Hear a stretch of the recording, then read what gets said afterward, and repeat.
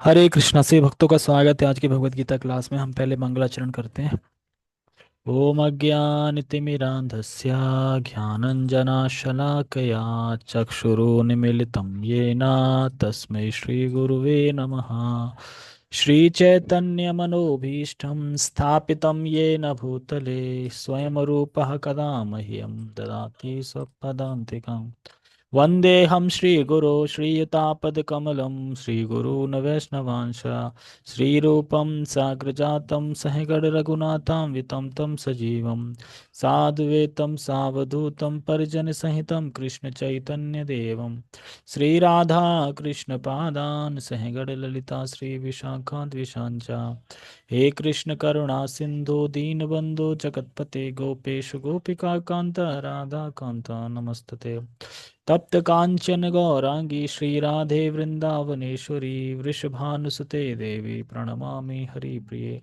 वाञ्छाकल्पतरुभ्यश्च कृपा सिन्धुभ्य एव च पतितानां पावनेभ्यो वैष्णवेभ्यो नमो नमः।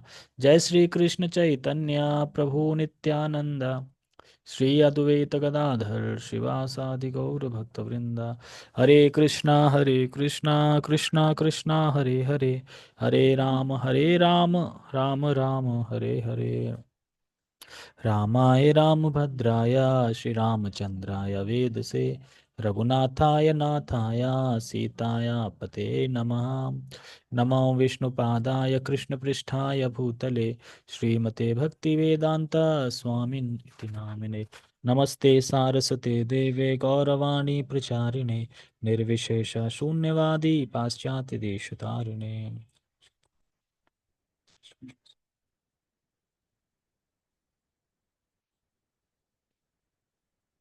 हरे कृष्णा। सही भक्तों का स्वागत है आज की भगवत गीता क्लास में। और आज का श्लोक बहुत अच्छा है। बहुत बहुत मतलब बहुत अच्छा है। तो हमने सुना था कि अर्जुन ने भगवान से चार क्वेश्चन पूछे थे कि जो समाधिस्थ जो व्यक्ति है, जो स्थित प्रज्ञ व्यक्ति है, उसकी परिभाषा क्या है, उसका लक्षण क्या है, वो कैसे बोलता है, कैसे बैठता है और कैसे चलता है।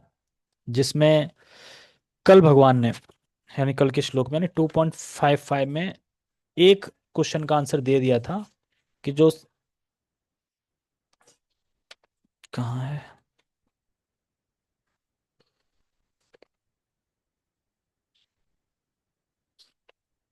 यस, एक उसका जवाब दे दिया है। पहला प्रश्न था समाधिस्थ व्यक्ति की क्या परिभाषा है। जो व्यक्ति समाधि में है उसकी क्या परिभाषा है। तो हमने परिभाषा पढ़ी थी कि वो जहाती प्रजाहाती मतलब त्याग देता है। क्या त्याग देता है? मनोरथ, मनोरथ गतेन, मतलब कि जो मन से उत्पन्न उसकी उसकी इच्छा है कि मुझे ये करना है, मुझे वो करना है, जिसका शास्त्र से कोई संबंध नहीं है, उन भावनाओं को, उन इच्छाओं को वो त्याग देता है। और क्या करता है? उन इच्छाओं को त्यागने के बाद वो आत्मन्यवात्मना तुष्टा, और जो आत्मा का स्वरूप है, जो आत्मा का रियल काम है, क्या है? भगवान की सेवा करना, उसमें स्थित रहता है, वो करता है। ऐसे व्यक्ति को स्थित प्रज्ञ व्यक्ति कहते हैं। तो ये लक्षण बताए गए थे आज के श्लोक में और कल के श्लोक में, यानी 2.56 और 2.57 में। एक जो क्वेश्चन है, किम प्रभाषेत, किम प्रभाषेत का मतलब है कैसे बोलता है। तो उसका आंसर भगवान ने इसमें दिया है कि वो कैसे बोलता है। ठीक है, तो हम पढ़ते हैं। पहले हम इस श्लोक का उच्चारण करते हैं।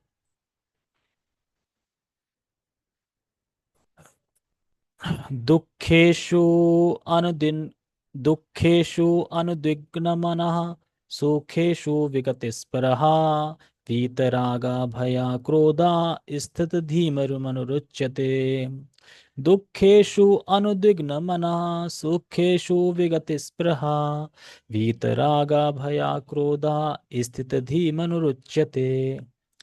यानी दुःखेषु अनुद्विग्न मना, दुख में वो दुख में वो उसका मन उद्विग्न नहीं होता। उद्विग्न मतलब परेशान नहीं होता। जब भी कोई दुख आता है उसके जीवन में, तो वो क्या करता है? उद्विग्न नहीं होता है, यानी अनमना नहीं होता है, परेशान नहीं होता है। सुखेषु विगत स्पृहा। और जब सुख प्राप्त होता है उसको, तो उस अनुभव को प्राप्त करने की दोबारा इच्छा नहीं करता, स्पृहा नहीं करता। जैसे कुछ सुख अनुभव हुआ उसको, तो अब वो ये स्पृहा नहीं करता, ये इच्छा नहीं करता, ये दोबारा कब होगा, दोबारा कब होगा, दोबारा कब होगा। अभी बाद में एक्सप्लेन करूंगा कैसे। वीत राग भया क्रोधा। वो राग से, भय से और क्रोध से, इनके चक्कर में नहीं पड़ता, इससे विरत रहता है। स्थित धी मनुरुच्यते। ऐसा व्यक्ति स्थिति कहा जाता है, मतलब ऐसा व्यक्ति स्थित प्रज्ञ कहा जाता है। यानी कैसे बोलता है, जब दुख आता है तो कैसे बोलता है, सुख आता है तो कैसे बोलता है, और जब राग आता है तो कैसे बोलता है, और भय आता है तो कैसे बोलता है, क्रोध आता है तो कैसे बोलता है। ये सब बोलने की क्वालिटी है कि वो इस सिचुएशन में कैसे रिएक्ट करता है, कैसे बोलता है, सामने वाले को क्या बोलता है। तो यही इस श्लोक में समझाएंगे, आगे के श्लोक में भी इसी का वो चलेगा। ठीक है, तो हम इसको एक एक शब्द से समझते हैं, पूरे श्लोक को, ताकि हम समझ पाए सही से। सबसे पहले है, चलो पहले इसका टेक्स्ट पढ़ लेते हैं, टेक्स्ट में समझा देगा। टेक्स्ट। जो त्रय तापों के होने पर भी मन में विचलित नहीं होता अथवा सुख में प्रसन्न नहीं होता, और जो आसक्ति, भय तथा क्रोध से मुक्त है, वह स्थिर मन वाला मुनि कहलाता है, यानी स्थित प्रज्ञ कहलाता है। तो सबसे पहले इसमें आ रहा है त्रैताप। त्रैताप क्या होता है? आदि दैविक, आदि आत्मिक और आदि भौतिक। ये तीन प्रकार के कलेश हैं, इन्हीं को बोलते हैं दुख। इसमें लिखा ना, दुखेशु अनुद्विग्न मना, यानी दुख, दुख क्या है, तो दुख यही तीन प्रकार के कलेश हैं। तो आदि दैविक क्या होता है? जो देवी देवताओं से जो प्राप्त होते हैं दुख, ये आदि दैविक होता है। आदि भौतिक क्लेश क्या होता है? जो अन्य जीवों के द्वारा दिए जाते हैं, वो आदि भौतिक होता है। और आध्यात्मिक क्या होता है? जो अपने शरीर और मन से दिया जाता है। तो हालांकि हम इन तीनों से ही परेशान रहते हैं। अगर इन तीन में से कोई भी आपके पास है एक, तो आप विचलित रहेंगे, उद्विग्न रहेंगे हमेशा। क्यों? क्योंकि या तो आपका मन खराब होगा तो उद्विग्न रहेंगे, या आपका शरीर खराब होगा, शरीर में बहुत सारी बीमारी व्याधि लगी होंगी तो खराब रहेगा। अगर देवी देवता को कुछ आ गया, गर्मी पड़ेगी, सर्दी पड़ेगी, तो आपका मन खराब रहेगा। ज्यादा बारिश होगी, 4 दिन से रुकी नहीं रहेगी, तो मन खराब हो जाएगा। और अन्य जीव अगर कोई कुछ बोल दें, कोई मच्छर काट गया, किसी ने कुछ बोल दिया, तो आप उद्विग्न रहोगे। तो ऐसी स्थिति में जो उद्विग्न नहीं होता, क्या बोले, स्थिति प्रज्ञ कौन है? ऐसी स्थिति आने पे ही जो इसमें रमता नहीं, इसके बारे में सोचता नहीं, उद्विग्न नहीं होता है, अनमना नहीं होता है, परेशान नहीं होता है, वो स्थित प्रज्ञ है। तो ये एक क्वालिटी है खाली। तो ऐसे दुखों को प्राप्त करके उसका मन उद्विग्न नहीं रहता, उद्वेग रहित रहता है। कौन से दुख? आदि दैविक, आदि भौतिक, आदि आत्मिक। इसीलिए यहां पे कह रहे हैं दुखेशु। दुखेशु मतलब इसी को बोला जा रहा है, उद्विग्न मना। वह दुखों का अनुभव तो करता है, ऐसा नहीं कि दुख हो नहीं रहा है उसको, दुख को अनुभव तो करता है, लेकिन उसका मन उद्वेग से रहित रहता है। मतलब मन में कोई विकार नहीं आता, मन में कोई उद्विग्न नहीं होता, लेकिन अनुभव करता है दुख का वो। कैसे समझाएं इसको? हाँ, जैसे सर्दी और गर्मी जब आती है, तो हो सकता है कि सर्दी जब आ रही हो तो कोई व्यक्ति सर्दी में पागल हो जाए, चिल्लाने लगे, बोलने लगे, क्या ये सर्दी, इतनी भयंकर सर्दी पड़ रही है, गाली देने लगे, और कोसने लगे, है ना, प्रकृति को। तो उससे उस सर्दी तो कम हो नहीं जाएगी, लेकिन वो अनुभव कर रहा है। तो ऐसे ही व्यक्ति अनुभव तो करता है, भक्त भी अनुभव कर रहा है कि सर्दी है, लेकिन वो उद्विग्न नहीं होता उस पर, है ना, विचलित नहीं होता, उसमें परेशान नहीं होता है, क्योंकि गर्मी उतनी रहेगी, ये जानता है भक्त। तो भक्त उससे फिर उद्विग्न नहीं होता। तो कहने का अर्थ यह है कि दुख को अपने प्रारब्ध मान के वह उद्विग्न नहीं होता। वो सोचता है कि देखो, ये मेरे ही प्रारब्ध प्रारब्ध हैं जो अभी प्रकट हुए हैं, फलीभूत हुए हैं, यानी मेरे द्वारा ही बोया हुआ बीज है जो अब मेरे सामने प्रस्तुत हुआ है, या मेरे द्वारा ही ऑर्डर किया गया मेरा पार्सल है जो मुझे डिलीवर्ड हो रहा है। हम जब कोई पार्सल बुक करते हैं तो उसकी डेट तारीख आ जाती है। अब मान लो आप भूल गए, अब लेकिन पार्सल तो आएगा ही आएगा, वो तो अपनी डेट पे आएगा। तो अब तो आपको स्वीकार करना पड़ेगा, आपका आपने ही बुक किया है। तो उसी प्रकार से आपने ही कुछ ऐसे कर्म किए हैं, तो वही अब प्रारब्ध के रूप में बन के आपके सामने आए हैं। तो इसीलिए वह ये जानता है, इसीलिए वह दुख की स्थिति में परेशान नहीं होता है। इसीलिए बोल रहे हैं सुखेशु। और दूसरा क्या है? ये तो हो गया दुख का। एक है सुखेशु विगत स्पृहा। विगत स्पृहा का मतलब क्या है? विगत स्पृहा का मतलब है इच्छा करना। स्पृहा, स्पृहा मतलब कि जैसे मान लो किसी ने मुझे खाने पे बुलाया कि प्रभु जी, हम भक्तों को प्रसाद खिलाना चाहते हैं, आइए हमारे घर में प्रसाद पाइए। अब पहुंच गए। अब इतना बढ़िया प्रसाद बना, इतना बढ़िया प्रसाद बना, खाने के बाद आप ये सोच रहे हैं फिर कब बुलाएंगे। तो इसको बोलते हैं स्पृहा। ये नहीं आनी चाहिए कि फिर कब बुलाएंगे। आपने एज अ ड्यूटी समझ के कि देखो, एक भक्त का एक कर्तव्य है, जब कोई बुलाता है कोई भोग के लिए या प्रसाद के लिए, तो वहां जाना चाहिए। और उसको तारीफ भी करनी चाहिए। कैसे? कि आपने कितना अच्छा भगवान के लिए भोग बनाया है। एज ये नहीं आपने कितना अच्छा प्रसाद बनाया है मेरे लिए, मेरे लिए नहीं। आपने पहले तो भगवान के लिए बनाया है ना, भगवान ने पाया, फिर उसी उच्चिष्ट को मैं पा रहा हूं। तो इस वे पे आप बता सकते हो कि आपने इतना अच्छा भोग भगवान को ऑफर किया है, तो भगवान कितना प्रसन्न होंगे आपसे। यानी उसकी भक्ति की प्रशंसा करनी चाहिए। हमें उसकी डायरेक्टली प्रशंसा नहीं करनी चाहिए, उसकी भक्ति की प्रशंसा करनी चाहिए। तो सुखेशु विगत स्पृहा मतलब ये है कि सुख से, सुख के उपस्थित होने पर वो क्या सोचता है कि ये मेरा ही प्रारब्ध है जो अब सुख के रूप में आया है, तो मैं बाध्य हूं इसे स्वीकार करने के लिए। मतलब बाध्य हूं मतलब मुझे करना पड़ेगा ये स्वीकार। तो ये सोच के वो उसे स्वीकार करता है। और ऐसा नहीं कि अब सोचता रहे आता रहे सुख, आता रहे सुख, नहीं, स्पृहा नहीं करता। स्पृहा मतलब कि इच्छा नहीं करता दोबारा उस चीज की। नेक्स्ट है वीत राग भया क्रोधा। ये क्या है? ये बहुत हैवी है। वीत राग भया क्रोध। देखिए, राग मतलब सब जानते हैं, आसक्ति या प्रेम कह सकते हैं। और भय मतलब डरना, है ना, डरे हुए। और क्रोध मतलब गुस्सा करना। ठीक है। तो इन सब के आगे वीत लगा है। वीत राग, वीत भय और वीत क्रोध। यानी वीत राग मतलब वो राग से रहित रहता है। वीत भय यानी भय से रहित रहता है। और वीत क्रोध मतलब क्रोध से रहित रहता है। वीत का मतलब ये है, वीत मतलब वो इन में नहीं विचलित होता। इसीलिए उसको स्थित प्रज्ञ कहा जाता है। जैसे कि वीतराग, तो वीतराग मतलब कहते हैं कि वह कामनीय वस्तुओं के प्रति शून्य होता है। कमनीय मतलब जो वस्तुएं अच्छी हैं, सुंदर हैं, उनके प्रति क्या रहता है? शून्य रहता है। ऐसा नहीं सोचता कि ये तो बहुत अच्छी चीज है, मैं इसे यूज करूंगा, नहीं, शून्य रहता है। जो भोग की वस्तुएं हैं, उनकी इच्छा से, उनकी इच्छा से शून्य रहता है। मतलब जो भी भोग की वस्तुएं वो देखता है, तो उनकी इच्छा से क्या है? वह शून्य रहता है। मतलब वीत राग, राग नहीं होता उसका। ऐसा नहीं अब चाहिए चाहिए आसक्ति उसमें, नहीं, उसके प्रति शून्य रहता है। जैसे हाय ये मिल जाए, हाय वो मिल जाए, मैं ये कर लेता, मैं वो कर लेता, मुझे ये प्राप्त हो जाता, मुझे वो प्राप्त हो जाता। तो इन सब भावना से वह शून्य रहता है। इसी को बोलते हैं वीत राग। ठीक है। राग मतलब आसक्ति होती है। फिर है वीत भय। वीत भय का मतलब क्या है? हाँ, वीत भय का मतलब है कि जैसे कि अगर कोई बहुत सारा सोना या बहुत सारा पैसा लेके जंगल में जा रहा है, और उसको अब ये याद आ गया कि इस जंगल में तो डकैत रहते हैं, मैं हूं अकेला, अगर दो डकैत भी आ गए तो मैं इसको बचा नहीं पाऊंगा, वो मुझे लूट ले जाएं। क्यों? क्योंकि दो हैं, मैं अकेला हूं। तो अब उसे भय होता रहेगा पूरे रास्ते, कहीं आना जाए, कहीं आना जाए, कहीं आना जाए। तो इस भय से वो मुक्त रहता है। कौन? स्थित प्रज्ञ व्यक्ति। एक एग्जाम्पल आता है भय का, महाराज जड़ भरत का। आप सभी जानते हैं कि भरत महाराज मतलब भगवान के भक्त हैं।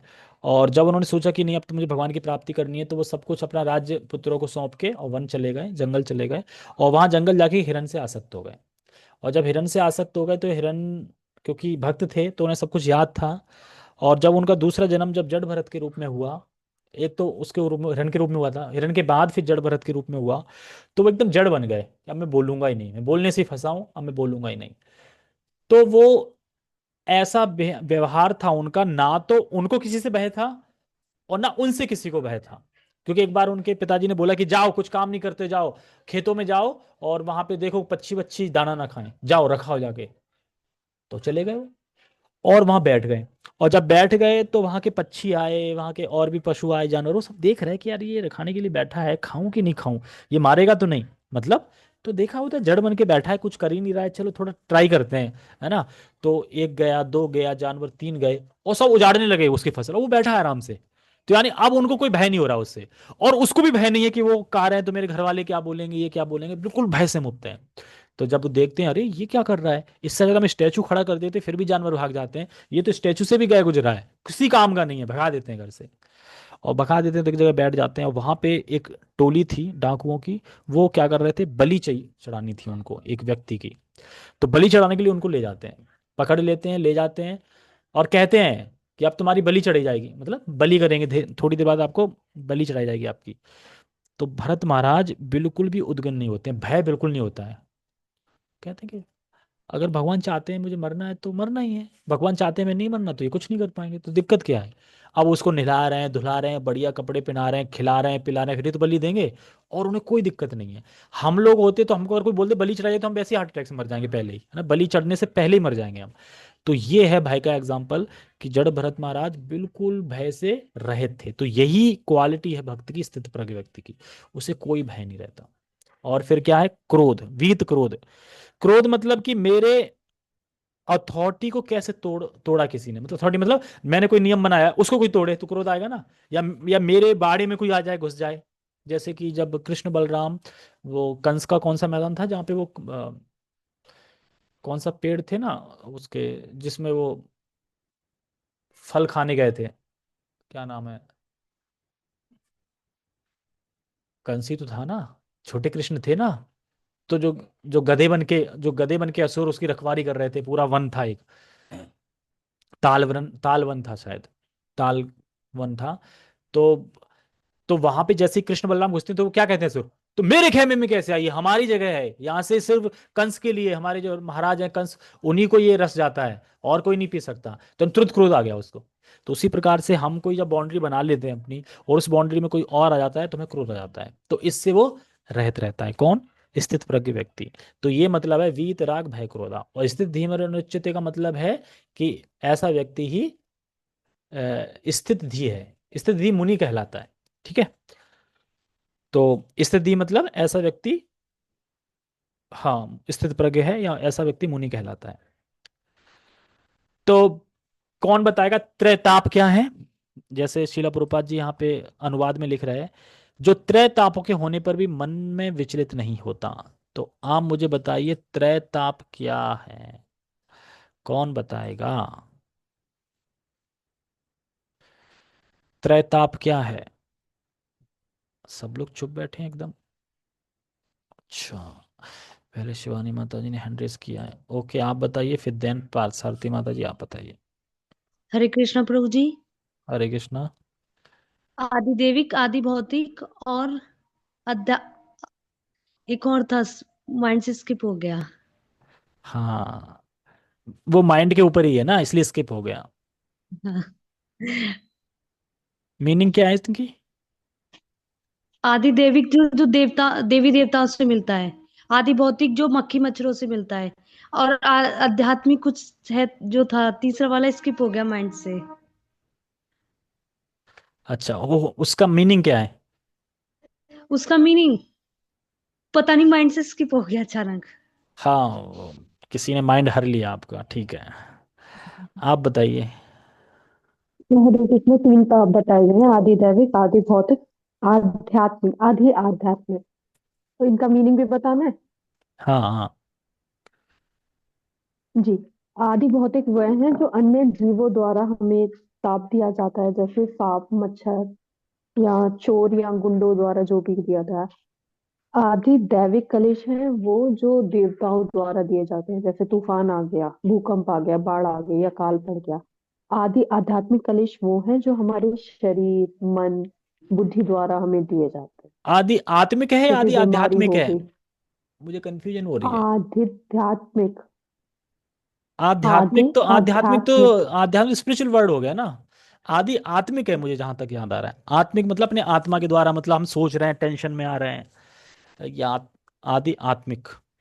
हाँ बिल्कुल। है ना। आत्मिक है। आप सही कह रहे हैं। हाँ, तो आदि आत्मिक ये सबसे बड़ा कलेश है। क्योंकि देखो देवी देवताओं द्वारा दिया जाता है तो लिमिटेड दिया जाता है ना, गर्मी आती है, सर्दी आती है, बारिश आती है। लेकिन आदि आत्मिक जो कलेश है ये सबसे बड़ा खतरनाक, क्यों, क्योंकि ये हमारे मन और शरीर से मिलता है। शरीर समझते हैं, शरीर परेशान है उससे मिलता है, और मन मतलब कि मन अंदर से खराब रहता है जो है। हाँ, क्योंकि मन ही सोचता है, देखो मन ही आपको कृष्ण के पास ले जाएगा, और मन ही आपको कृष्ण से दूर कराएगा, और वही एक मन है। अब आपको अपने मन को कैसे ट्रेंड करना है वो आप पे निर्भर करता है। आध्यात्मिक है प्रभु जी, अच्छा आध्यात्मिक है। आदि आत्मिक, देखो आध्यात्मिक भी बोल सकते हैं शायद, आदि आत्मिक भी बोल सकते हैं, दोनों शायद सेम ही आंसर होगा उनका, है ना। कभी कभी होते हैं ना कि दो शब्द होते हैं पर मीनिंग एक ही होता है, तो मीनिंग कभी कभी आदि आत्मिक भी बोल देते हैं, कभी आदि आध्यात्मिक भी बोल देते हैं, शायद ऐसा हो सकता है। जब कहीं आएगा तो हम पढ़ लेंगे, पर मीनिंग यही है। ठीक है, आयुष कृष्ण दास, दीक्षा हो गई प्रभु जी आपकी, आयुष कृष्ण दास। तो आयुष कृष्ण दास हैं, बहुत अच्छे भक्त हैं, पहले हमारी यहाँ पे क्लास अटेंड करते थे दिल्ली में, अब गांव में शिफ्ट हो गए हैं बिहार में, है ना। तो वहीं से ऑनलाइन क्लास ले रहे हैं अभी। अमृत गौर प्रभु जी से कनेक्टेड हैं, और अमृत गौर प्रभु जी पता है ना, तूफानी भक्त हैं वो हमेशा तूफान में रहते हैं, एकदम जहाँ जाते हैं एकदम तूफान सा लेके जाते हैं, और वहाँ पे खलबली मचा देते हैं। अभी नागपुर में है, नागपुर में डोरा डाल रखा है अभी उन्होंने, और नागपुर में बुक डिस्ट्रीब्यूशन कर रहे हैं। हम लोग भी हरिद्वार जाने का प्लान बना रहे हैं, जो आगे से आगे वीकेंड आएगा। आधी आत्मिक ही है, बुक से रिचेक किया है। अच्छा, तो यानी मैं सही था। मैं सही नहीं था, मतलब ठीक है, आदि आध्यात्मिक लिखा होगा कहीं, लेकिन आदि आत्मिक मैंने सुना ज्यादातर है। ठीक है, कोई नहीं, कंफ्यूजन नहीं है। हैं क्लेश हैं, ठीक है। ओके। तो पार्थ सारथी में माता जी ने कंफर्म कर दिया, ठीक है, हम पढ़ते हैं, नहीं तो हम बहुत लेट हो जाएंगे, फिर भागवतम रह जाता है। तो त्रैता वही बता दिया आप लोगों ने, वही है। और सुख दुख, तो पता चलेगा, सुख मतलब सुख आने पे स्पृहा नहीं करता, और दुख मतलब ये तीन ताप हैं, ठीक है। और क्रोध भय से मुक्त रहता है। तात्पर्य पढ़ेंगे शिल प्रभुपाद जी का। हम्म। मुनि शब्द का अर्थ है वह जो शुष्क चिंतन के लिए मन को अनेक प्रकार से उद्वेलित करे। मुनि मतलब मननशील व्यक्ति, अनेक प्रकार से उद्वेलित करे, किंतु किसी तथ्य पर ना पहुंच सके। कभी कभी होता है ना कि तथाकथित मुनि होते हैं, वो बहुत सारे रिसर्च करते रहते हैं, तर्क करते रहते हैं, और मनन करते रहते हैं, लेकिन होता क्या है, किसी तथ्य पे नहीं पहुंच पाते। तथ्य पे पहुंचेंगे, ब्रह्मा ही भगवान है, इस तथ्य पे पहुंच जाएंगे। प्रकृति ही भगवान है, इस तथ्य पे शिव ही भगवान है, कोई तो कहेगा मैं ही भगवान हूं।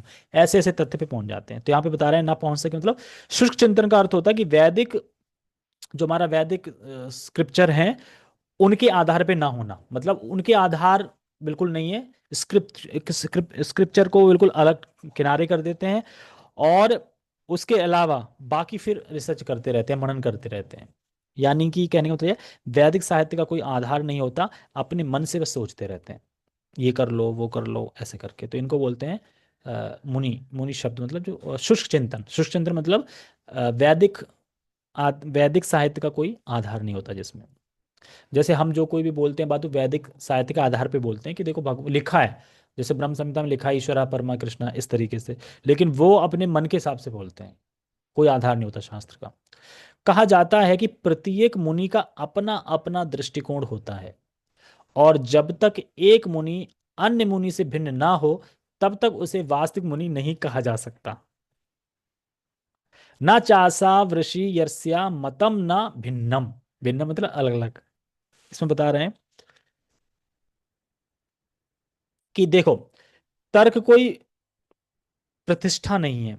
एक तार्किक बोलेगा ये सही है, दूसरा तार्किक बोलेगा नहीं ये सही है। और होता क्या है कि एक तार्किक बोलेगा देखो ये सही है, और दूसरा तार्किक क्या करेगा, उसको खंडन कर देगा और एक अलग स्थापित कर देगा, मतलब उसको ध्वस्त कर देगा, अपना तर्क स्थापित कर देगा, देखो ये सही है। फिर कोई आएगा, वो अपना तर्क स्थापित कर देगा। तो ऐसे ही वैज्ञानिकों में ऐसे ही चलता रहता है, वो अपना बनाते रहते हैं, देखो ऐसे नहीं ऐसे है, ऐसे नहीं ऐसे है, और पीछे वाले का ध्वस्त करते जाते हैं। यानी कहने का मतलब यह है कि तर्क कोई प्रतिष्ठा नहीं होती, मतलब कि दूसरी बात इसमें बता रहे हैं कि मुनि का अपना अपना मत होना चाहिए, मतलब किसी मुनि का मत होता है कि देखो पर ब्रह्म निराकार वही सब कुछ है, किसी मुनि का तर्क है कि देखो आत्मा परमात्मा में लीन हो जाती है, परमात्मा ही सर्वश्रेष्ठ है। तो इस तरीके से उनके भिन्न भिन्न मत होते हैं, किनके, मुनियों के। लेकिन सच्चा मुनि कौन है, ये शिला प्रभुपाद जी भी इसमें बताएंगे। तो इसलिए अगर प्रामाणिक रूप से हमें जानना है तो हमें शास्त्र के आधार पर चीज लेनी होगी, तब हम जान पाएंगे कि एक्चुअली भगवान कौन है। लेकिन ये अपना मननशील करके मुनि भिन्न भिन्न अपने तर्क देते रहते हैं। जैसे महाभारत वन पर्व में ये आया श्लोक, किंतु जिस स्थिति, स्थिति मतलब बात हो रही है ना उसी की, स्थित प्रज्ञ व्यक्ति की, जो स्थिति है, जो स्थिति मुनि का भगवान ने यहाँ उल्लेख किया है वह सामान्य मुनि से भिन्न है। सामान्य मुनि कौन है, जो ऊपर के बता दिए, लेकिन ये मुनि सामान्य मुनि से भिन्न है। स्थिति मुनि सदैव कृष्ण भावना भावित रहता है, क्योंकि वह सारा सृजनात्मक चिंतन पूरा कर चुका होता है। वह प्रशांत निशेष मनोरथांतर कहलाता है, या जिसने शुष्क चिंतन की अवस्था पार कर ली है और इस निष्कर्ष पर पहुंचा है कि भगवान श्री कृष्ण या वासुदेव ही सब कुछ है।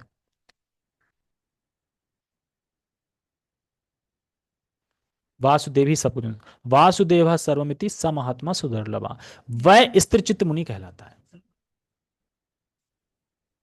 कैसे, वो वासुदेवी सब कुछ है, वो सेम गलत लिखा है, सब कुछ है वहां पे।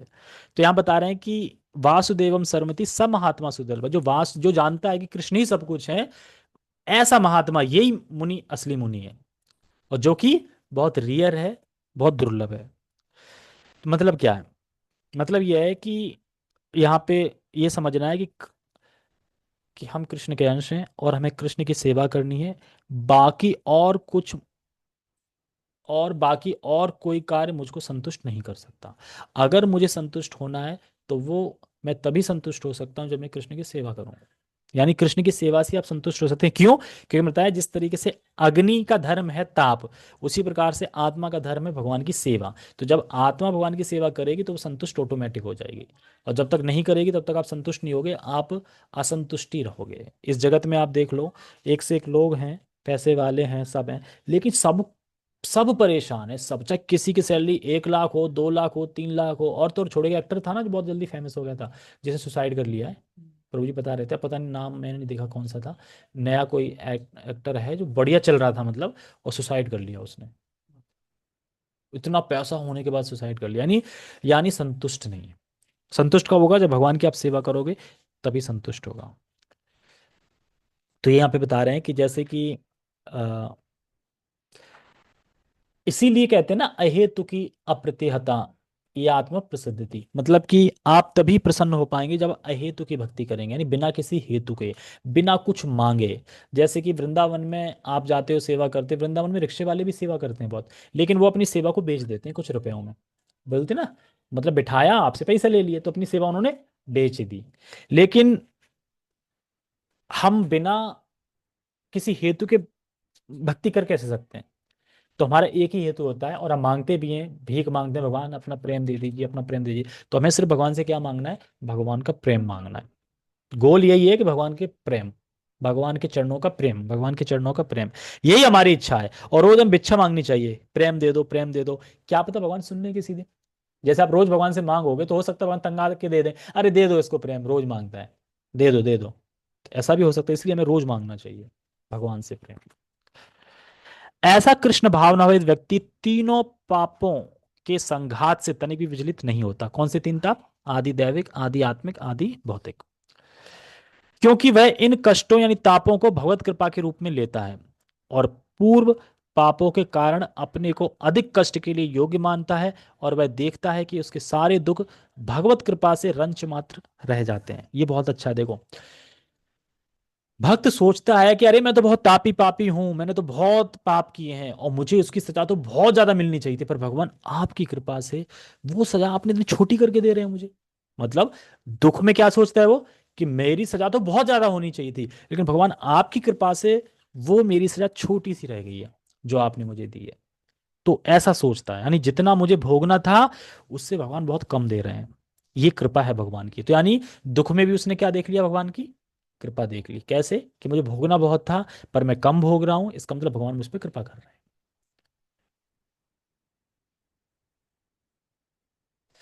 इसी प्रकार जब वह सुखी होता है तो अपने को सुख के लिए अयोग्य मानकर इसका भी श्री भगवान को देता है। कैसे? भगवान, इस सुख के मैं योग्य नहीं हूं, ये सुख तो आपके लिए ही है, आपको फॉरवर्ड कर देता है, मतलब भगवान को ही फॉरवर्ड कर देता है। एक भक्त भी क्या करता है, जब उसका ग्लोरिफिकेशन होता है, उस ग्लोरिफिकेशन को खुद नहीं रखता है, उस ग्लोरिफिकेशन को अपने गुरु को ट्रांसफर कर देता है, और गुरु क्या करते हैं, अपने गुरु को ट्रांसफर कर देता है, वो अपने गुरु को। ऐसे करते करते वो कहाँ पहुंच जाता है, कृष्ण के पास पहुंच जाता है, क्योंकि परंपरा तो कृष्ण से आ रही है, तो कृष्ण के पास सारा कुछ पहुंच जाता है।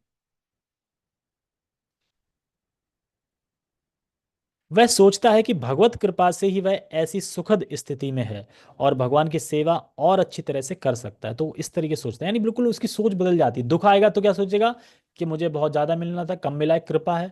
और कुछ अच्छा मिलता है तो सोचता है कि ये तो भगवान भगवान की कृपा है, और भगवान की सेवा में लगा देता है, मैं तो अयोग्य हूँ स्वीकार, मतलब मैं इसके अयोग्य हूँ, ऐसा सोचता है। वह राग या विराग से प्रभावित नहीं होता। राग या विराग, राग मतलब आसक्ति, विराग मतलब द्वेष, इनसे प्रभावित नहीं होता, क्योंकि वो जानता है कि सब भगवान के अंश हैं, और जो राग आता है उससे वो दूर रहता है, और जो द्वेष आता है उससे भी दूर रहता है। राग और विराग से प्रभावित नहीं होता। राग का अर्थ होता है ऐसी इंद्रिय आसक्ति का अभाव, किंतु कृष्ण भावनामृत में स्थिर व्यक्ति में ना राग होता है ना विराग, क्योंकि उसका पूरा जीवन ही भगवत सेवा में अर्पित रहता है। यानी भक्त आसक्ति और निरासक्ति दोनों में आसक्त नहीं रहता। आसक्ति में भी आसक्त नहीं रहता, निरासक्ति में भी आसक्त नहीं रहता, दोनों से ही रहित रहता है। मतलब ना जंगल भागना चाहता है और ना होटल में रहना चाहता है। वह कहाँ रहना चाहता है, जहां वो भगवान की भक्ति कर सके, भगवान की सेवा कर सके, वो वहां रहना चाहता है। ऐसा नहीं है कि उसे आसक्ति अब तो मैं होटलों में रहूंगा, बड़ी बड़े गद्दे पे सोऊंगा, नहीं। ऐसा भी नहीं है कि उसे अनासक्ति है, निरासक्ति है कि अब वो जंगल चले जंगल में चले, नहीं। वो जहां भगवान की सेवा मिलेगी वो वहीं रहता है। फलतः सारे प्रयास असफल रहने पर भी वह क्रुद्ध नहीं होता। मतलब कितने भी उसने अगर प्रयास किए हैं, मटेरियल चीज में हो, सफलता नहीं मिली, फिर भी क्रुद्ध नहीं होता। क्यों? क्योंकि वो जानता है कि भगवान मुझे इसी स्थिति में रखना चाहते हैं, क्योंकि ये स्थिति ही मेरे लिए अच्छी है। चाहे विजय हो या ना हो, कृष्ण भाव में व्यक्ति अपने संकल्प का पक्का होता है। और पक्का होने का आधार क्या है, कि सारे फलों को सारे फल तो भगवान, सारे फल कृष्ण देने वाले हैं, यानी भगवान देने वाले हैं, और वो अपने भक्तों को सफलता दिलाने में कभी चूकते नहीं। तो इसलिए उसका संकल्प पक्का होता है, क्योंकि अगर मैं संकल्प करूंगा तो भगवान कभी अपने भक्तों को फल देने से चूकते नहीं है। फल क्या है, प्रेम। तो इस तरीके से एक स्थित प्रज्ञ व्यक्ति किम प्रभाषेत, मतलब कैसे बोलता है, ऐसे बोलता है, ऐसी सिचुएशन पे ऐसे रिएक्ट करता है, ऐसी सिचुएशन पे ऐसे रिएक्ट करता है, इसी को बोलते हैं बोलना। तो अब आप सोच के देख लीजिए, अब आप अपने हृदय में झांक के देखिए, क्या आप स्थित प्रज्ञ हैं, या आप स्थित प्रज्ञ की किस कैटेगरी में हो, मतलब कहाँ तक पहुंचे हो। क्या खुशी आने पर आप खुश नहीं हो पाते, खुश होते हो, दुखी आने पर दुखी भी होते हैं, आपको वीत राग भी है, भय भी है, क्रोध है, सब है, यानी हम किसी भी कैटेगरी पे नहीं है अभी। तो भगवान यहाँ पे कैटेगरी दिखा रहे हैं कि स्टैंडर्ड है, इस स्टैंडर्ड तक हमें पहुंचना है धीरे धीरे। ओके। हरे कृष्णा। जगत गुरु शिल प्रभुपाद की जय। श्रीमद् भगवद गीता की जय। निताय निताय गौर प्रेमानंदे। हरि हरि।